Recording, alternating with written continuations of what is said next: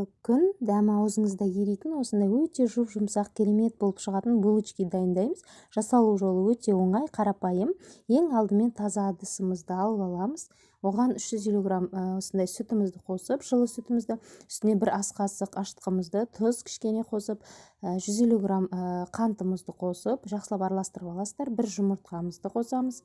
Оны да жақсылап араластырып, бөлме температурасында еріп тұрған осындай майымызды қосып, үстінен ұнымызды 2 бөліп қосып отырып, жұмсақ, қолға жабыспайтын қамыр илейтін боламыз. Қараңыздар, осындай қамыр шығу керек. Жұмсақ үстін пищевой пленкамен жауып, 1,5 сағатқа қойып қоясыздар. Содан кейін осылай керемет болып көтеріліп шыққаннан кейін 1-2 қайтара илеп қойып, осындай көлемдерге келтіріп, жақсылап 15 минутқа тағы да қойып қоясыздар.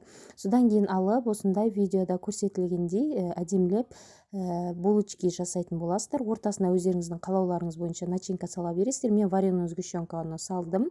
Варенье салсаңыздар да болады, өз қалауларыңыз. Осындай әдемі қылып гүлді булочки жасайтын боламыз. 15 минуттан кейін тағы да осындай жұмыртқаның сарысын жағып, үстіне мак, өздеріңіздің қалауларыңыз бойынша кунжут сепсеңіздер де болады.